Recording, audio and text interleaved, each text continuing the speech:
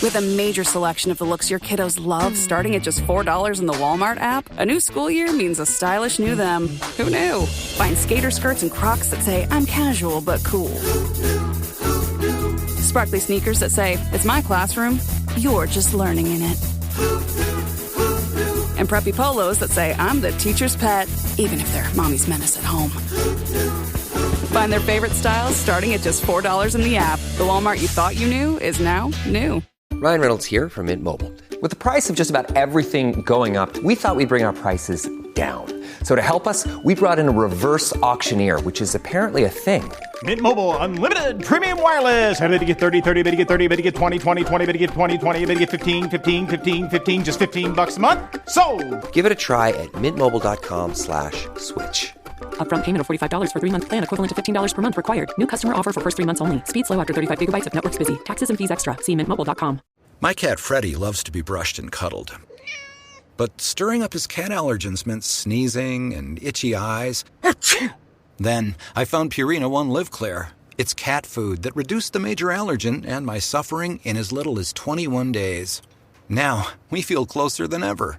If you have issues with cat allergens, you really need to try Purina One Live Clear. Try new Purina One Live Clear today. Purina One, a difference from day one. It's like, well, what now? You know, I'm nearly 40. I'm losing my hair. I'm not so pretty anymore. I'm not going to be a pop star like I thought I was.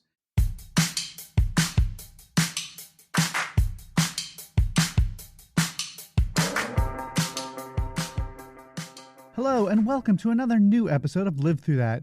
I'm your host, Mike Hipple, and on this podcast, we dig a little deeper into a pivotal moment into the lives of some of my favorite artists from the 80s and 90s.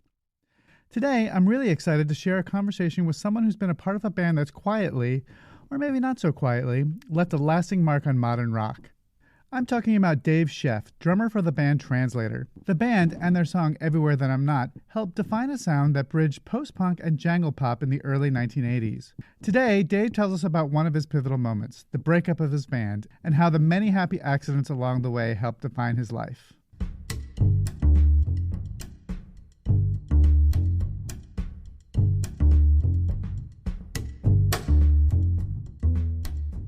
My life's been basically a very lucky life, you know, born to middle class, nearly upper middle class, educated parents. Nobody died. Nobody got ill. I got through this horrible thing. My pivotal moment in my life was when the band stopped. It was when Translator, quote, broke up, unquote. We got back together, of course, but at the time in 1986, which is the record that's coming out now, the Live at the Farm record, is what we thought at the time was our last gig. We thought that was it and we were done. And I had no real plan for that. You know, it kind of happened pretty fast, and we did the gig and got paid more than usual because it was a big sold out gig at home. And that was kind of like, why don't we keep doing this? Look, we're making money finally. But I guess we have to break up every gig. So, and I ended up at Howie Klein's office at 415 duping cassettes of the gig so everybody would have one. And then I was done. We were done. And we were best friends, and the Translator had been what I'd always wanted after first seeing the Beatles in 1964 on Ed Sullivan, was, to be in a band with my friends and do cool stuff and hang out all the time. I mean, I thought they all lived in one house, I thought Help was a documentary. I didn't know what to do. Luckily, I had a couple of things lined up that I was going to do anyway, which was the American Music Club album, Engine, where they had two guys play all the songs and then they picked and chose. So I'm on about half the record. I was a little too maybe jazzy or something for a couple of songs. But anyway, it was a great experience, really fun. And we did a few shows, but then they went on the road, and Tom Mallon, the unfortunately late Tom Mallon, who was a great local producer in San Francisco, was also a drummer. And he said, well, why don't I just go, since I was going to come anyway? I'm like, oh, great. So one less guy in the van. And I didn't get that. I didn't get to do that. And then I did a record with a singer called Nancy DeRoss, and the backing band was me, Raleigh Sally, and Jimmy Wilsey from the Chris Isaak band. And the three of us were a pretty hot shit backing band. I got to say, it's really good, but the record didn't happen. And so she didn't go on the road. And anyway, those guys were off with Chris Isaak for the next 15 years anyhow. So that didn't happen. So I realized something. I realized I'm the go-to alternative rock guy in San Francisco right now. I'm the drummer. I'm not Prairie Prince. I'm not getting the big deals. I'm not, Steve Smith from Journey. I'm on this other level where I'm the guy you call if you're doing something without a big label and without a lot of money, but you want like cool, good drumming. And that was a great place to be, except there wasn't any money in it. And Translator didn't exactly leave me wealthy. In fact, it left us all pretty much broke, which we had been throughout. That wasn't new. It's just that when the band was happening, there was money around to pay for rent and food, but that's really about it. So I had envisioned Castle in Spain, but that didn't quite happen. So I was that guy, and I thought, well, if I'm going to do sessions, and this is going to be my living, I better do something for money. So I upped sticks and moved to Nashville because I had a couple friends there, and I thought, well, I'll just hop into session work. Naive, perhaps, because that was already, there was J.R. Robinson was already there, and all these other big studio cats from New York and L.A. had already moved to Nashville. I did start to get some gigs. One in particular, I remember it was a woman who was going to sing it, but it was just the backing band. And we played through the song, and it got to the verse to the chorus, and I put in a little, Ringo-esque to get back into the chorus to build it up a little bit. And the engineer stops the tape and goes, "Listen, she's not a musician, man. You're going to confuse her with stuff like that. Could you just play straight?" And I thought, I don't know if this is for me.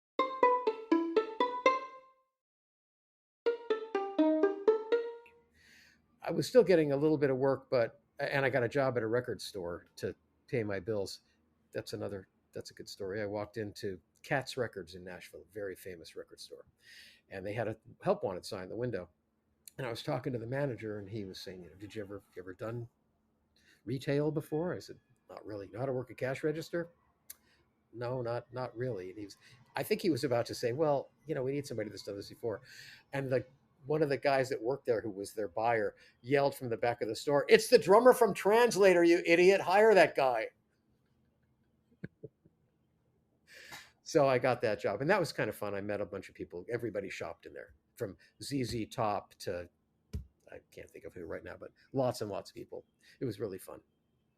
But it only paid a little bit per hour. At any rate, what happened was Bob Perry from the band Winter Hours, who had opened for Translator on our last tour, called me up and said, "Hey, we need a drummer. We have one, but we just got a record deal on, I forget what, Ensign, maybe, I don't know, on a real label, and we need a drummer, and we want you to come and play drums for us because we know your band just broke up." So I had a chat with my wife, who wanted to move to New York anyway, and she said, "Yeah, go." So I rented a truck, put my drums and my stuff in a truck, and drove to New Jersey and joined Winter Hours. And we toured a ton. They toured up and down the East Coast, and it was going pretty good. And we finally went up to Bearsville in Woodstock to record, which is that famous picture of Bob Dylan sitting on the couch with Sally Grossman. That's the living room of the house where the barn was and the recording studio. The barn was a rehearsal space that even like the Rolling Stones used. It was a real barn with what would be the hayloft was where the beds were, and you set up downstairs. There was a kitchen. And so we did a couple weeks of rehearsal. It was very big time, we thought. And we recorded the record. Lenny Kaye was the producer. He and I butted heads a lot because I was used to being in a band where I started the band, not a band where I'm just kind of a hired gun sort of guy. And so I was saying things like, "I think the chorus should be sooner," or I think repeating the chorus 10 times at the end is too much," or the kind of things drummers say. And I don't. Lenny was like, "I'm the producer. Will you just shut up?" And they finally, after my tracks were done, they sent me home. And this is where the life transition part comes in. It's like, well, what now? I'm nearly 40. I'm losing my hair. I'm not so pretty anymore. I'm not going to be a pop star like I thought I was. Unless I want to move to LA and try and do session work, or New York, where I would be starting again from scratch. I just didn't want to do it again. I'm not sure really why. I was, just kind of lost. And so I knew how to type because I learned how to type in high school. And so I went to a temp agency in Manhattan called Tiger Temps that specialized in Broadway actors and people like that who needed a temp job but really were artists. That was their clientele. And they said, yeah, but can you do word processing, which was brand new at the time? And I said, no. I said, all right, we have a class. So I took a 3-week class in Word Perfect, which was a precursor to Word, and was actually in some ways, I thought, better. And I learned how to do that, and I got placed at Goldman Sachs. And here I was, I had long hair and shady glasses, and I was working at Goldman Sachs as a temp job. And after a couple of months, somebody came to me and said, you're actually doing a really good job. We think you're kind of smart. Would you like? We'd like to hire you for real? Couple things: get rid of those glasses, cut your hair, and we notice you never finished college, which is true. I had done everything but my senior thesis, and they offered to pay for that. So I went to the agency, said, I got hired, sorry. And they're like, but I was like, yeah, well, I want the benefits. So I went from, broke musician to short-haired guy in a suit working at Goldman Sachs, which was, I think my salary was $27,000, which at the time was like, whoa, that's a shit ton. And then, you worked overtime a lot.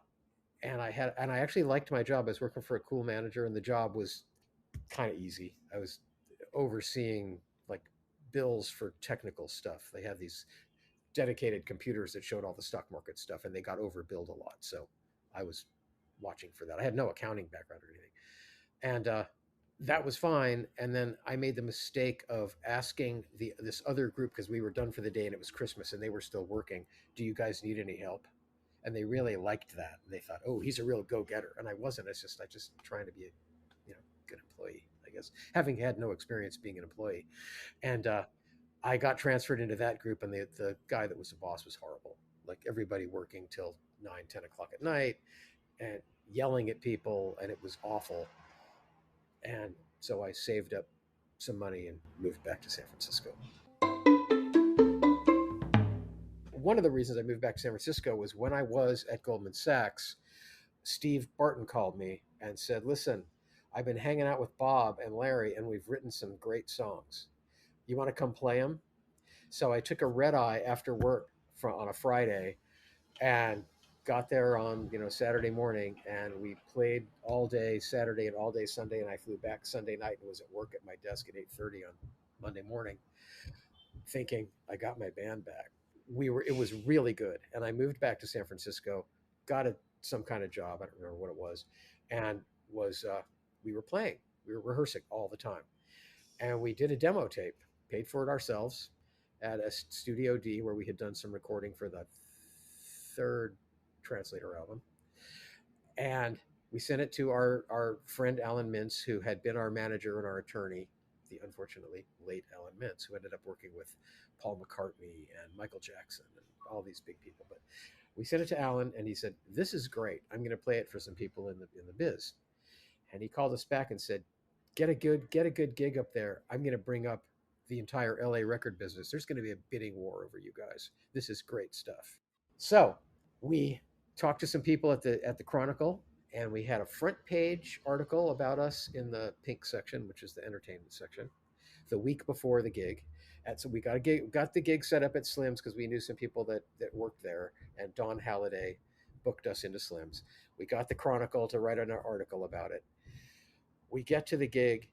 There's a line around the block. The place is completely sold out. And we get a phone call, and Alan is there. And we go, hey, this is great, right? And he goes, yeah, except. We said, except what? And he said, except there was a gigantic earthquake in Northridge yesterday. This morning, there was an earthquake. He said, and nobody's going anywhere. You've got all the record company people that were going to come see you. They're not coming because they can't get out of LAX. They don't want to leave their houses, whatever. Nobody's coming. So we had this spectacular sold out gig, all the new music. Everybody went nuts. It was fantastic, but that was it. It just kind of fizzled out. He couldn't get people re-interested. That took, months for the people to recover from the earthquake and all that. There were no record labels in San Francisco anymore, really, that were interested in doing anything, or maybe there weren't any at all. And so it was done. It was over. And that was heartbreaking because it was most of that stuff came out on a self-released record called Big Green Lawn that we put out ourselves a few years ago. And it's really good. It's very different, kind of proggy in some parts, kind of aggressive. There's a couple of really good ballads. It's very translatory in that everything is different. I wanted to go back a bit to find out why Translator broke up in the first place. Well, we had a 4-album deal, and we had done 4 albums, and we had lost support at the record label. A couple of bad things happened around that, and what we should have done, we've all said this now in retrospect, is said, let's just take 6 months off, go do what we do, get back together, and see the next way forward. We'll call Alan or somebody, and we'll go, look, we're ready to do more. We did those 4 records. They were critically well received. Our last record, I think, was 4 stars in Rolling Stone, the Evening of the Harvest album. David Frick loved it. It just didn't really go anywhere because they didn't put anything into it. The record company had already moved on. And what we should have done was say, let's take a hiatus and get back together. And we just didn't. Wasn't the will to do it? I don't know. We all went our separate ways. Steve started doing solo stuff. Larry went on to manage a club. Bob was writing poetry and music and playing with other people. Sorry, he goes by Robert now. Robert was doing that. And it wasn't till several years later when Steve called me and said, why don't you come try these new songs, that we realized, yeah, we should have just never stopped. Because really, and this is a problem for us right now, is a lot of the bands that never stopped are still out there and they're playing festivals and stuff. And we're not, because we stopped. I think that's why. And we should have kept going. So yeah, why did we break up? I don't know. I left town I went to Hawaii after that for a week, just to get away from everybody stopping me in the street going, why'd you guys break up? And I was laying on the beach in Kauai, in Poipu, and just laying there sleeping. And this shadow comes across me, and I open my eyes, and there's this guy, and he goes, why'd you guys break up? I remember what I said, I'm off duty. Dave has played with many different folks, including going on tour with Jerry Van Dyke as a teenager. I was playing at a bat mitzvah at the Sportsman's Lodge in Sherman Oaks, I guess it is. And Jerry was a guest. And we were just playing, jazzy background music, I thought. And he came over to me and said, you can play with brushes. And I said, yeah. He said, and you're kind of funny. And I said, yeah, I like funny. And he said, I'm going to Reno in 2 weeks for 2 weeks, and then Tahoe for 2 weeks after that. And we were going to use a drum machine, but it would be more fun to have a real drummer. And I got the budget for it. You want to go to Reno and Tahoe and be in my band? And I said, yeah. So, a week or 2 later, I found myself on a private plane with Jerry Van Dyke flying to Lake Tahoe. And on the other end of the spectrum, playing with the Dead Kennedys in 2008. This is right about the time my company got bought by Oracle. And I had some vacation time. Luckily, I would have taken it anyway. And I knew the Dead Kennedys guys from way early on. We all played at the MAB, the Buhay Gardens, the punk rock club in San Francisco, which during the day was a Filipino restaurant. Famous place. Dirk Dirksen, the Pope of Punk, was the guy that ran it. And we knew them from way back then. There's a lot of great, there's lots of great stories about the MAB. But like, I'll tell you one. The first time we played there, we still looked like our LA selves. We had just moved to San Francisco. Nobody knew who we were. We just finally we got a gig because anybody could get a gig there. And so we walked in little, some of us are probably wearing like little sport coats and black T-shirts, and we were still kind of Beatley looking. And it was the punk era. This is a punk club, so we're getting up on stage and people are yelling, cut your hair, stuff like that. You're not punk. It's like, well, yeah, not really, but we still play faster than they do and harder and louder. Translator was as you can tell from the new record, the live record, if you hear it, was a pretty in your face band. But anyway, they're yelling, all that stuff at us. So we thought, well, what could be more punk than this? And we opened with Girl from Ipanema. Not ironically, dun, da, da, da, da, playing like we're playing at a bar mitzvah or a wedding, which all three, Larry, Bob, and Larry, Steve, and I did. Robert didn't do that because he didn't know all those songs and wasn't one of those guys. But we all, that's how I made a living in high school, was playing at, bar mitzvahs and weddings. So we knew the song. So we played that. We used to call ourselves the Appropriates when we did that. We'd like to thank this band Translator. You'll see their name stenciled on our equipment. We want to thank them for loaning us this nice gear. They're playing tonight at a place called the Mabuhay Gardens in San Francisco. Check them out. They're very, very good. Now, this is, Spanish Eyes by Al Martino. So anyway, Klaus called me and said, listen, DH, the story can be told now because DH has died. DH is in rehab, and we have contracts for these gigs in the UK for 3 weeks, and we need a drummer. And we've been auditioning all these people, and they're all these like punk kids who worship us, and it's really kind of gross. And we just want we know you're not a big punk, but then again, neither are we, because they're kind of not. If you listen to Dead Kennedys, the music is very melodic and very kind of advanced. It's like surf music almost. Ray's tone is very surfy, and Klaus is a great bass player. So, said, yeah, we know you're not a big punk or anything, but you want to come play. Let's see if it works. And if it works, you want to come to England? I said, yeah. So I went to Oakland, and they had a rehearsal space, and we played a few songs. And they're like, yeah, you want to go to England next week? I said, yes, I do. And so I went and we played a bunch of towns and ended up in London for a couple of shows. It's really fun. It seems like Dave's life has been a series of happy accidents. I am the rock and roll Zelig. It is. That's the thing. Everything that's ever happened to me, including my good job, which happened because of the Itchy Kitty thing and that audition of that woman, has happened to me because of music.